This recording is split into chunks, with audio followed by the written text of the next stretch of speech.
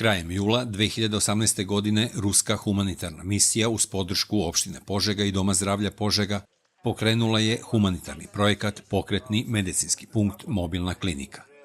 Pomoć je u ovoj humanitarnoj akciji pružio i Rusko-srpski humanitarni centar u Nišu, obezbedivši lekara specijalistu Viktora Belinskog, koji je u saradnji sa lekarima Doma zdravlja u Požegi u protekle 2 nedelje obišao preko 40 mahom teško dostupnih naselja u zapadnoj Srbiji, kao i Galenika farmacija koja je obezbedila sanitetski materijal. Najveći broj pacijenata je bio iz najudaljenijih sela, poput Tometinog polja, Mrščelja, Loreta, Papratišta i Tabanovića.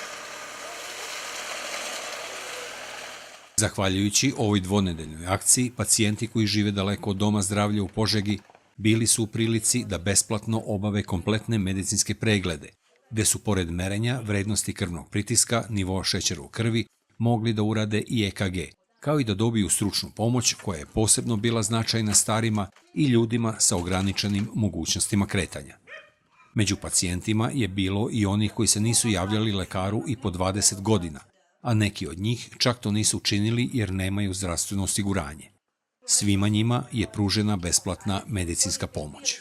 Što se tiče same opreme, on je prava pokretna klinika, u pravom smislu te reči, u to su se uverili i naši pacijenti i lekari Doma zdravlja koji su svakodnevno zajedno sa doktorom Viktorom, ruskim kolegom, obilazili sva naša sela, tako da je 41 selo na teritoriji naše opštine obiđeno i pregledano tamo 676 pacijenata, tako da mislim da će imati veoma velike koristi. Iz tih razloga je ova akcija naišla na pozitivne reakcije među građanima, sa željom da se sa praksom obilaska sela sa mobilnom klinikom nastavi i u buduće. Imam 64 godine i ovo mi je prvi put da sam doživjela ovako, nemam reči da kažem, zahvalna sam svima. Eto. I ovo je dobro, ovako.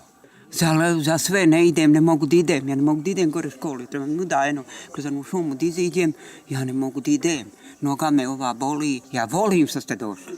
Da se u tom pravcu razmišlja i u lokalnoj samoupravi potvrdili su čelni ljudi opštine Požega u susretu s ambasadorom Rusije u Srbiji Aleksandrom Čepurinom.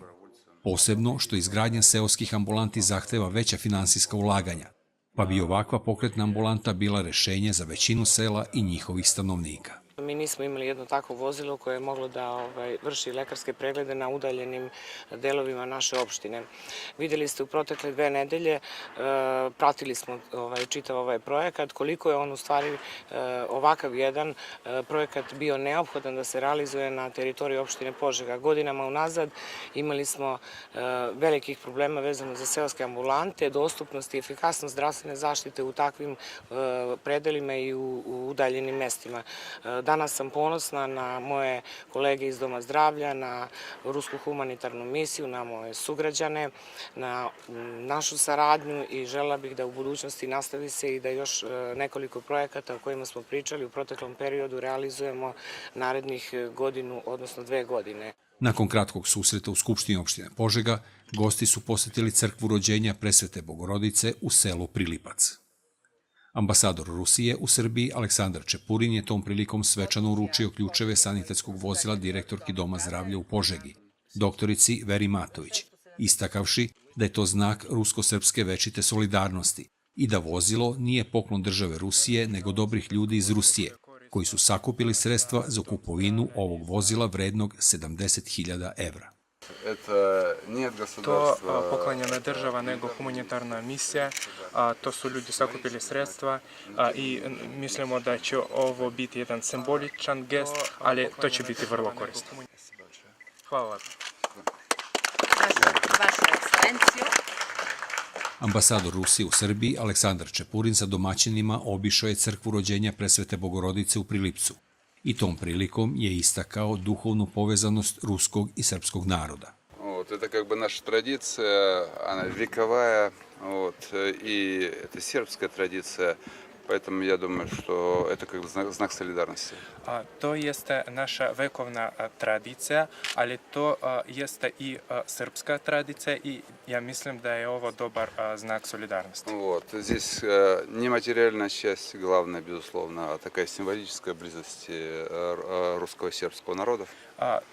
ono što je najvažnije ovde nije onaj materijalni deo, nego solidarnost i duhovna bliskost ruskog i srpskog naroda. Inače, ovo nije prva zajednička akcija Ruske humanitarne misije i Dobrotvornog fonda Umetnost, nauka i sport. U julu 2017. godine vozilo hitne pomoći sa svom neophodnom medicinskom opremom predato je kao poklon Domu zdravlja u Medveđi.